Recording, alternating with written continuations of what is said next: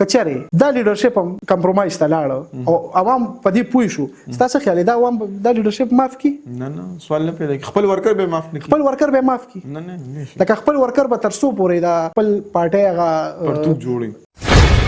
د عوامو ډیماند دی د لیډرشپ ډیماند نه دی چې موږ د عوامو ډیماند دی چې موږ احتجاج کوو پاسونونه کوو موږ مزاحمت کوو که چره زمونږ لیډرشپ دا یو ځل بیا د کمپرومایز کار شو نو زما نه دی خیال چې دا قام به اعتماد پاتې شي قومي امن جرګې روډ میپ څه دی روډ میپ کلیر دی دی وځي دی وایي چې موږ لانګ مارچ ته ځکه چې لانګ مارچ د قام غوښتنه ده چې قام غوښتنه چې احتجاج کوو لانګ مارچ کوو اوس د لانګ مارچ سټریټجیز به څوک ورکوي دا به پولیټیکل پارټي ورکوي دا تیر شپږ جرګې وشوې کې د دنیا شي اعلامیه جاری شوې دې جرګه کې لکه نوې داسې کومه اعلامیه وه چې هغه وړاندې شوه یو خو د مولانا خانزیب شهید چې کوم مسله ده کې د هغې سره ګیر چاپیره په باجوړ کې چې کوم حالات جوړ شو بیا په ترڅ کې لګا دغه کې دا را جوړه شو ولې یاره دا چې یو ځل به بیا مونږ جنازي اوچتو یو ځل به بیا په دې خوره باندې یو عجیب اور لګي ځکه چې دا اور چې کم دی نو دا خو د صفا خبره د وسایلو جنگ دی بالکل مسله د وسایلو ده مسله نور هیڅ نه ده زمونږ د قام له خدای وسایل ورکړي او هغه وسایل زمونږ قام ته سرور شوی دی آیا دا جرګه به د ولس په امیدونو باندې پوره وخیږي که نه ولس په مایوسۍ طرف ته بوځي جرګه زموږ د پښتنو ثقافت کله هم خپل مقام نه بيدي پښتنو اخیری امید چې کوم دی کنه هغه جرګه دی زما امید دی او دا مې دوا ده چې دا جرګه دی د پښتنو په کامیابی باندې تمام شي د ډار په ښار کې به باغي لهجه عامه کم زه به قصه وکم داسې چې قصه عامه کم او تا په ازغنه لار د درد ډېره خوره کړه لاړې زه به نرهلی یم چې دلته حوصله مه کم دا د پښتون پوډکاسټ اپیسوډ دی نن په دې پوډکاسټ کې موږ د قومي امن جرګې حوالې سره خبره کوو نو موږ یو ډېر ګران او خوږ میلمه راغوښتی دی چې د پاکستان مزدور کسان پارټۍ صوبایي صدر دی عادل محمود صاحب ډېره مننه خوشحاله اوسئ پښتون پوډکاسټ کې مننه مونږ کو وګورو نو جرګې وشي اعلامیې جاری شي او بیا چې کوم دی نو هغه اعلامیې باندې عمل ونشي آیا تاسو د دې جرګې نه دا توقع کولی شئ چې دا په خپلو اعلامیو باندې عمل وکړي او عملي کار به وکړي ستاسو چې کوم سوال دی نو دا خو به راتلونکي چې کوم وخت دی دا به ښیي ځکه چې دا شپږمه جرګه ده او لکه په دې جرګه کې موږ دا بلکې ما په خپل دا خبره کې خدا چې یاره جرګې مو شي اعلامیې هم شته تګلارې هم شته هر څه شته خو بیا د هغې د اکشن دپاره به څه کېږي نو په دې لړ کې خو زه دا ګڼم چې زموږ د دې جرګې نه ډېر امید دی ځکه چې نن د جرګې درېیمه ورځ ده او په درېیمه ورځ باندې یو میټینګ راغوستی شو او بیا بله ورځ بیا میټینګ دی نو ښکاري خو داسې چې یاره امید دی ځکه چې دنیا په امید خوړی شي خو که چېرې دا جرګه او دا اعلامیې او دا چیز هم د تیرو جرګو په تسلسل کې صرف نشستم گفتم برخاستم شو پښتون قام به ډېر مخکې لاړ شي او لیډرشپ پر دې جرګو باندې به هغې ادبار ختم شي دا خو یو حقیقت دی او لکه زه دا وایم که چېرې په دې دغه باندې کار ونه کړی شي او سیاسي پارټي او سیاسي لیډرشپ چې څومره دی زمونږه که چېرې دې وخت کې هم قام له یو لاره ورنکړه مشري نه چې قام له په یو صحیح ډګر باندې وروانه شو نو یاره دا ده چې بیا خودرو تحریک شروع شي او خودرو تحریک چې کله د خودرو تحریک تګلاره نه وي نو په پولیټیکل لغه کې هغې ته قیاس وایي قیاس اړخ ته ځي نو بیا ډېره غټه یاره ده چې یاره ځکه چې مونږ یو ځل بیا ګورو چې ریګروپینګ هم شوی دی واپس هغه بلکې په دې جرګه کې خدا خبره بډاګه شوه چې اوس د لښکرو قصه ده لکه هغه ټارګټ کلینګ ور دي نه خبره مخکې لاړه ل لښکرو قصه ده دی ورته نیو مرج ایریا و یا ایکس فاټا چې کومه ده نو د هغې نه هم خبره اوس لاندې راکو شوې ده ښکته راغلی ده او ډېره ښکته خبره روانه ده نو لکه اوسه پورې خو به موږ دا وایو چې یاره په وزیرستان کې په بنو کې په ټانک کې یا په باجوړ کې یا په دغه کې لکه دا سیمه به هم خو لکه هغه به دومره نه سفر کېده لکه اوس چې څنګه به دا سفر کېږي نو یاره دا ده چې یو ځل به بیا موږ جنازي اوچتو یو ځل به بیا په دې خوره باندې یو عجیبه اور لګي ځکه چې دا اور چې کم دی نو دا خو د صفا خبره د وسایلو جنگ دی بالکل داسې مسله د وسایلو ده مسله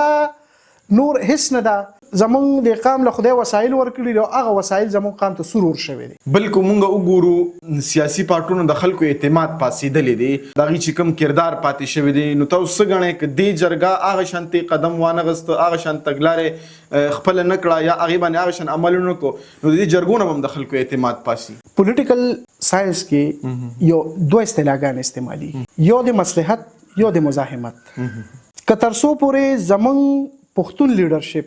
یا ترقی پسند لیډرشپ دا د مصلحت ښکار وي، نو یاد ساته چې پښتون قام به رسته رزه په ښکته ځي. خو ځکه چې مونږ کله سټوډنټانو مونږ ته به یو ناره والې کېده چې مصلحت یا جدوجهد، نو مونږ به یې جدوجهد لکه مزاحمت. نو که ته چېرې مزاحمت لاره والې، نو بیا ریاستونه نه چې یو شیم دونه مضبوط نه دی چې د عوامو زور ته ځان ونیسي، د عوامو چې کوم لاره ده یا عوام چې څه غواړي هغه ونشي. خو لکه زمونږ چې کوم نظریاتي اساس دی، مونږ دا خو ګڼو چې لکه ریاست خو چې کوم دی دا د جبر یو آله خو ده که نه، هغه به خپل جبر کوي په هر حالت کې، هغه به د عوام ایکسپلایټیشن کوي. خو اوس دا ایکسپلایټیشن به زمونږ پولیټیکل خلک چې کوم دي یا زمونږ چې کوم قام پرست مشران دي، دا به څنګه خپل قام د دې ایکسپلایټیشن نه بچ کوي، او که نه صرف نارې به وي، صرف جړاګانې به کوي، که نه څه عملي سیاسي جدوجهد به هم کوي. بلکې مونږ وګورو نو دا تېرې شپږې جرګې وشوې، هغې کې د دنیا شي اعلامیې جاري شوې، څه کې څونه نکاتو څه کې څونه نکاتو. نو دې جرګه کې لکه نوې داسې کومه اعلامیه وه چې هغه وړاندې شوه؟ یو خو د مولانا خانزیب شهید چې کوم مسله ده، لکه د هغې په نتیجه کې یا د هغې نه مخکې د هغې سره ګیر چاپیره په باجوړ کې چې کوم حالات جوړ شو، نو بیا د هغې په دغه کې دا راجوړه شوه. ولې چې د خلکو ډیمانډ دی، د عوامو ډیمانډ دی، دې ځله د لیډرشپ ډیمانډ نه دی چې موږ د عوامو ډیمانډ دی چې موږ احتجاج کوو، پاسونونه کوو، موږ مزاحمت کوو. لکه دا آل پارټیز کانفرنس نو داسې تنظیمونه راغلل چې هغه بین تنظیمونه دي، د حکومت لخوا هغه بین دي، خو هغه خو جرګه ونه هغې ته بقول د عوامي نیشنل پارټۍ چې کوم صوبایي صدر د هغه بقول چې موږ هغې هم دعوت ورکړو، هغې هم موږ راوبلل. صحیح شو که نه؟ ځکه چې قامي جرګه وه، بالکل همداسې آل پارټیز کانفرنس. خو نو ګوره خبره داسې ده که چېرې زمونږ لیډرشپ یا زمونږ چې کومه کمیټي ده او دا یو ځلې بیا د کمپرومایز ښکار شوه یا دا د لکه د مصلحت ښکار شوه، نو زما نه دی خیال چې دا قام به اعتماد پاتې شي. اوس چې په جرګو باندې دا لکه زموږ روایات دي، مونږ پرې راغونډېږو، په هغې باندې هم دا اعتماد بیلي، نو دا به کېږي څه حل لاره به دی؟ ګوره حل لاره خو دا ده که نه چې جرګه کېږي د دوو فریقو ترمنځه. مونږ له بل فریق سره خو مونږ ناست نه یو که نه، مونږ خو خپلو کې ناست یو،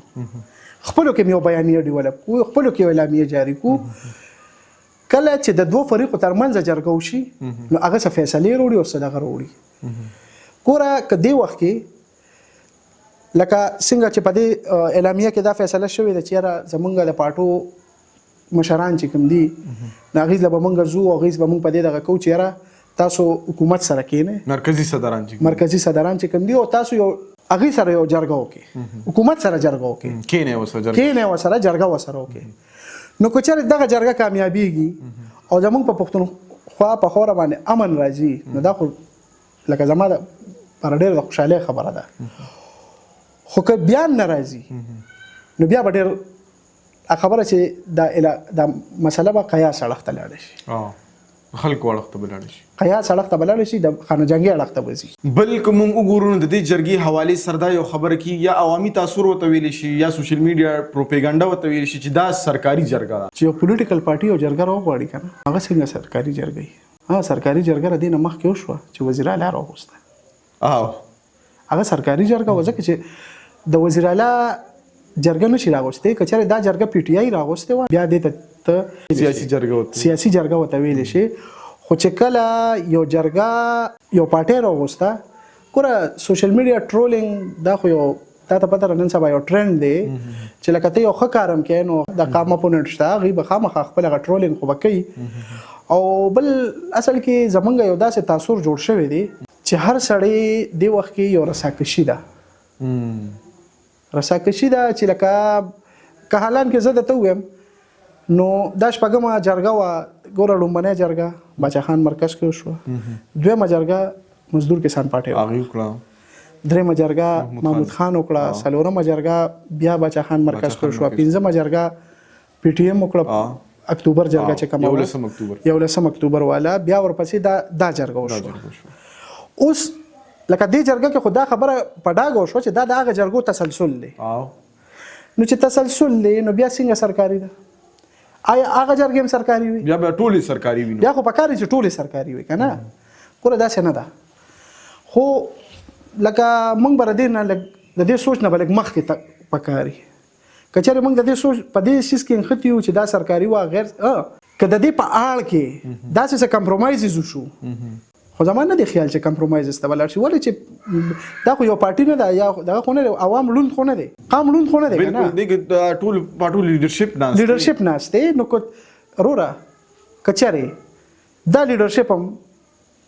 کمپرومایز ته لاړه او عوام په دې پوه شو ستاسو خیال دا عوام دا لیډرشپ معاف کړي نه سوال نه پیدا کړي خپل ورکر به معاف نه کړي خپل ورکر به معاف کړي نه لکه خپل ورکر به تر څو پورې دا لکه د خپل پارټۍ هغه پرتوب جوړي دغه کوي که نه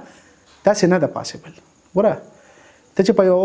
منطقه کې سیاست کوې که نه نو خامخا ته خو خپل نظریاتي دې کې بیا خبره راځي د پارټۍ نظریاتي اساس ته به هم ګورې د پارټو کومه پارټي په کومه نظریه باندې ولاړه ده بالکل همداسې دې نه مخکې ما ته خبره وکړه سیاست ته مصلحت نوم نه دی کاروبار نه دی زه به بارګینینګ کوم بالکل همداسې سیاست د دوو طبقو ترمنځ د حقوقو جنگ دی انتظام نوم دی د حقوقو د یو ګوره اسانه خبره ده یو طبقه ده هغه بل طبقه په وسایلو په هر څه باندې قابضه ده دا یو دا کم طبقه چې قابضه ده هغه به د خپل وسایلو د حقوقو له قبضه څنګه ازادي دغه پروسس ته سیاست وي که چېرې دا پروسس موږ نه کوو او د دې پروسس کې موږ بارګینینګ کوو مصلحتونه کوو نو دا کوم خو به نورم ګوره دا خبره واضحه ده که نن نه دی سبا دی که نن مصلحت شو سبا به بیا دا کام به د دې نه په ډېر دغه کې راپاسي ګوره په دې باندې زمونږ خدای بخښلې مختار باچا یو خبره به کوله هغه نه موږ یو ورځ تپوس وکړو دا پی ټي ایم نوی جوړ شو چې اوس وفات شوی دی خدای دې وبخښي ډېر یو لوی پوهانو د سیاست او یو استاد په ګڼل کېده مارکسیست سیاست دانو هغه به دا خبره کوله چې په پښتنه خاوره باندې هر 15 کاله پس یو اوبار راوچتېږي یو جوش پر اوچتېږي هر 15 کاله پس غوسه راوچتېږي خو هغه غوسه زمونږ چې کوم قامپرست پولیټیکل الیټ دی هغه د خپل مفاداتو لپاره استعمال کړي هغه کېني څه وخت لپاره کېني خو هغه بسر کې پراتی بسر کې چې بیا دغه شي هغه بیا یو دغه جوړ نو چې تر څو پورې دا وي ته ماته دوی دا بسر کې به څو پورې په دې باندې به ته سونه وباړې چې هغه به ته یخې هغه اور به ته یخې اخر خو به دا اور چرته زم کنه بالکل دا ګرانه ده بل د دې قومي امن جرګې روډ میپ څه دی روډ میپ دا ډیره بهترینه خبره ده بلکې دا خو ما تاسو ته پر د دې نه مخکې مو وې چې روډ میپ کلیر دی دی وایي چې موږ لانګ مارچ ته ځکه چې لانګ مارچ د پولیټیکل پارټو غوښتنه نه وه لانګ مارچ د قام غوښتنه ده چې قام غوښتنه احتجاج کوو لانګ مارچ کوو خو اوس د لانګ مارچ سټریټجیز به څوک ورکوي دا به پولیټیکل پارټۍ ورکوي بالکل همداسې که لانګ مارچ لپاره پولیټیکل پارټو یو پلان یو ښه سټریټجي ورکړه نو دا به رقم په ګټه راځي که دا ښه سټریټجي ور نه کړه نو دا به رقم په تاوان راځي او د اسټابلیشمنټ په ګټه به راځي دې کې به موږ ګورو تاسو څه غواړئ امکانات څه دي ګوره تاسو خو د جرګې کې پاتې شوې کنه تاسو میټینګونه نن هم تاسو لکه د میټینګ نه رااله امکانات څه دي ګوره امکانات خو پولیټیکل چې څونه پارټۍ دي هغه لکه زه چې څونه زموږ نن ناسته شوې ده نو لکه ټول دې خبرې باندې متفق دي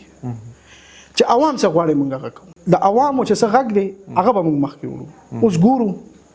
چې دا موږ څونه عملي کولی شو په دې کې به موږ خپل کوشش کوو بیا به مخکې. بل دا یو سوال دی چې په دې اعلامیو باندې د پاټو دستخط شوی دی او که نه دی شوی د دې قامي امن جرګې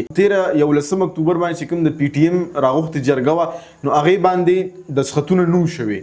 او هغه اعلامیه چې کوم دین هغه د سټیج نه نشر شوی نو هغه دلته هم هغه شان چل شوی دی که نه دلته په اعلامیو باندې دستخط د ټولو پولیټیکل پارټو شوي دي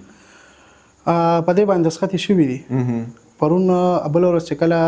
جرګه وشوه د جرګې په د پریس نه مخکې پریس ته راتلو نه مخکې میډیا ټاک نه مخکې په دې باندې باقاعده دستخط وشو د ټولو پولیټیکل پارټو او د هغې نه پس بیا هغه اعلامیه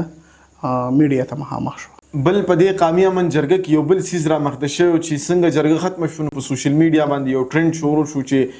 مفتي کفایت الله ته مایک بند شوی دی یا خبرې ته پرې نښودی شو نو آیا تاسو دا ماته وایئ چې مفتي کفایت الله په کوم حیثیت جرګې ته راغلو یو خبره دویمه خبره دا چې هغه سره آیا دغه مسحیب شوی دی که نه د سوشل میډیا پروپیګنډا ده؟ ګوره داسې ده چې د مایک بندېدل او کولاوېدل دا خو هر سړي هلته پټن لګېدل ور سړي ځان ته مایک په خپله دغه کړی دی لکه داسې اسمبلي خو نه ده چې یاره تا ته نه دی وایي چې میا صاحب ورته مایک بند کړی دی نه داسې هېڅ نه دي شوي دا داسې ټرولینګ دی او یو دغه دی که نه یو غلط فهمي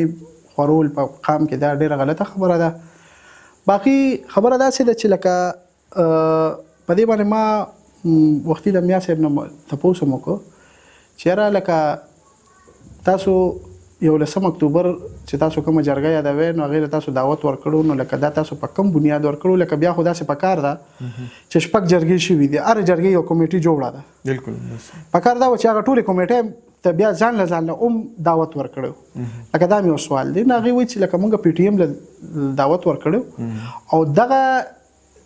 موږ دلته جرګې جوړې شوي دي د ضلعو په سطح باندې موږ هغه جرګو له ټولو له دعوت ورکړو چې دا قومي جرګه ده نو دا ټولې چې کوم د ضلعو دا جرګې دا دې ته راشي وزیرستان څخه لکه وزیرستان هم پکې و دغه هم پکې و نو لکه اوس که دې کې موږ وګورو چې کوم د وزیرستان په نمایندګۍ ناستو یا د ټانک په نمایندګۍ ناستو یا د بل ځای په نمایندګۍ ناستو نو دا خلک خو اتیا کسیزه کمیټې کې هم دي که نه سوال خو دا دی زه خپله موږ خپله هغې کیو خو لکه اوس زه نه پوهېږم چې لکه دا فیصله چا کړې وه چې یاره مفتي کفایت الله دی د دې جرګې لکه نمایندګي وکړي لکه دا اوس لکه دا په مشترکه باندې شوی نو بیا به موږ ته پته وه خو لکه موږ خو د دې نه مطلب د 11 اکتوبر د جرګې اتیا کسیزې کمیټې دا نه ده کړې لکه زما د معلوماتو مطابق چې کوم زمونږ یو واتساپ ګروپ دی په هغې باندې زمونږ کوارډینیشن کېږي نو هغې کې داسې هېڅ قسمه خبره نه ده ډسکس شوې چې یاره د دې جرګې مشري به څوک کوي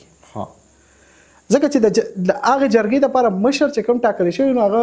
ملک نصیر کوکخیل ټاکلی شوی او هغه په جیل کې دی بیا برکت جي دی نو برکت جي د ملک نه بهر دی نو لکه بیا دا فیصله چا وکړه او د چا په ایما باندې شو دا څنګه راغی لکه آی ډونټ نو دا به هغه کس دې جواب ورکولی شي چې چا د لکه دا سجیشن ورکړی چې یاره مفتي کفایت الله دې راشي او هغه دې په دې باندې د جرګې په دغه خبرو کې زما په هغې باندې اعتراض نشته زموږ د جرګې ملګری دی خو لکه مسله دا ده چې لکه د کمیټې نه تپوس پکار دی که چېرې دوی وایي چې یاره دا جرګه فعال ده نو بیا پکار و چې دا دوی د کمیټې نه تپوس کړو د کمیټې په مشترکه رای باندې بیا دی راغلیو نو بیا به خامخا چې هغه بیا څه وي نو هغه به د کمیټې بیانیه وه دا هم یو خبره ده که نه دا به د کمیټې بیانیه وه هغه به د لکه شخصي بیانیه نه وه یا به د یو ګروپ ګوره دې کې اوس یو مسله ده د 11 اکتوبر چې کومه جرګه ده هغې کې 2 بیانیې دي دا یو ډېر مزیداره خبره ده یو بیانیه هغه ده چې کوم انټي طالبان ده یو بیانیه هغه ده چې کوم پرو طالبان ده 2 بیانیې دننه لکه دا اوس د میټینګونو خبرې دي لکه دا 2 بیانیې ته په یو ځای کې راولي لکه دا ډېر عجیبه خبره ده خو لکه موږ دغې ته هم نه ځو ځکه دا د هر سړي شخصي فکر دی شخصي دغه دی چې هغه لکه یو شي ته په کم نظر ګوري ځکه هر سړي خپله نظریه ده خپل یو سوچ دی هغه په هغه خپل سوچ باندې لګیایي خو لکه موږ په دې دا سوال لرو چې لکه یو لکه که دغه کمیټې دی فعال ګڼي آیا دا فعال ده نو چې فعال ګڼي نو بیا پکار دا وه چې دا اتیا کسیزه کمیټې کم از کم چې ډېر نه شو کېدی په دې ګروپ کې خو یو میسج شوی وي او دا غي ټاکلې وي چې یاره دې لپاره ووټینګ وکړي دې لپاره وکړي چې لکه دا په کوم حساب سره ځي نو چې دا پکې نشته نو بل یو سوال دی خیر هغې تاسو سره تعلق نشته خو هغه د ایمل خان یا د عوامي نیشنل پارټۍ د کوربتوب حوالې سره خاص کر د ولس اوچتوي که نه چې عوامي نېشنل پارټي چې کوم دین هغه کوربه و د دې جرګې نو پکار ده چې مرکزی صدر آلته حاضری کړې وي چې نور اس نو چې د شیخ جانزاده یا د مولانا خانزیب چې کومه دعا کې ده چې ای کې خو سرناس وي نو دې باندې تاسو خپل اساسي ذاتی رائے لري ذاتی رائے یاره په دې باندې به زه کمنټ ځکه نه کوم کنه چې دا د عوامي نېشنل پارټي خپل مسله ده زه د چا په پارټي په لیډرشپ باندې یا د چا د پارټي په انټرنل افیرز باندې زه بالکل کمنټس نشم کولی ځکه چې دا د هغې خپله مسله ده د دې جواب به تاله عوامي نېشنل پارټي زما نه ډېر ښه درکړي که زه کوم نو دا به هسې لکه یو بدګماني به جوړېږي نو زه لکه د دې شیزونو ملګرتیا نشم. اخیرنی سوال دا دی چې آیا دا جرګه به د ولس په امیدونو باندې پوره وخیږي که نه ولس په مایوسۍ طرف ته بوځي او هغې به خپل لایحې عمل چې کوم دی نو هغه خپلول شروع کړي؟ ګوره داسې ده چې جرګه زموږ د پښتنو ثقافت او ثقافت کله هم خپل مقام نه بیدي دا به په خپل ځای وي ځکه چې زموږ امید د پښتنو اخري امید چې کوم دی که نه هغه جرګه دی زما امید دی او دا مې دوا ده چې دا جرګه دی د پښتنو په کامیابۍ باندې تمام شي او د دې جرګې چې کومې پریکړې شوي دي یا کومه اعلامیه جاري شوې ده که هغه اعلامیه 100 نه که نه چې 70% هم امپلیمنټیشن د هغې وشي عملي کار وشي نو یاد ساته چې خوشحالي ده خو که چېرې د هغې اعلامیې په کې زه بار بار دا خبره کوم نو دا به ګورې ډېر د جرګو نه به د خلکو دغه پا نه سي پولیټیکل پارټونه به پاسي خو سیاسي قیادت په خپل ساک بیلی خپل مقام به بیلی چې کوم د جرګو رابللو هغه دغه دی هغه هم بیلی دي نو لکه ګوره زمونږ دغه خدا یو پالیسي ده چې خلک غیر سیاسي کی او چې څونه ته غیر سیاسي کې نو هغه نه دغه کی ګوره زمونږ په دې چاپیرچل کې کو ګورو کنه دا خلک غیر سیاسي ولي دا یو ډیر بنیادی خبره ده سټوډنټ پالیټکس ختمي بین دی ست چې موږ سټوډنټ پالیټکس وایو نو دا پارټي پالیټکس دی فیډریشن چې کومې دا پارټي پالیټکس دی سټوډنټ یونین بین دی سټوډنټ یونین متحده محاذ جوړیږي هغه کې الیکشن کیږي نو دا هغه په نتیجه کې لیډرشپ بره راځي نو هغه دومره وکلی دومره پوي وي چې هغه ته پته لګي چې یاره دا نو چې دغه نرسری سو پورې بند دي زما خو دا دغه چې لکه د اعلامیه موږ خو به هر اعلامیه کې دا خبره شامله کړې بغیر د جرګې د اعلامیې نه چې د سیاست نرسریانې واپس کولاول غواړي چې دا نرسریانې کولو شوې دلته دهشتګردي ختمه ده که دا نرسریانې کولو شوې دلته به منشیات ختم شي ځکه چې د هغې سټوډنټ یونین د پاره پیرامیټرز چې کوم دي نو هغه بدمعشي نه ده او دا هغه سټوډنټ یونین د پاره پیرامیټر چې کوم دي هغه منشیات نه دي د هغه سټوډنټ یونین د پاره پیرامیټرز چې کوم دي هغه چمچتوب نه دي بلکې هغه صرف پر رائټس باندې کار کوي حقوقو باندې د سټوډنټ په حقوقو باندې کار کوي او چې کله د سټوډنټ په حقوقو باندې چې دغه ځای نه دی خپل سټرګل روان کی نو دغه چې سبا پریکټیکل لایف ته راشي خو هغه ته خو هغه لارې خو ورته معلومې لري کنه چې حق په څنګه علي نو هغه بیا په خپل ځي خو کنه داسې نه وي نو زما دوا ده بیا د په اخره کې دا وایم چې خدای دې دا جرګه د پښتنو د کامیابی لپاره اخیری جرګه وګرځي او د خوشاله زیری راوړي. ډیره مننه عادل محمود صاحب تاسو چونکی په 11 اکتوبر جرګه کې وې او ډیرو جرګو کې تاسو پاتې شوی د دې جرګې یو غړی هم تاسو وې نو ډیره مننه چې تاسو پښتون پودکاسټ له وخت راکړه او د دې جرګې مطابق تاسو مونږ ته خپل معلومات راکړل. ډیره مننه جی.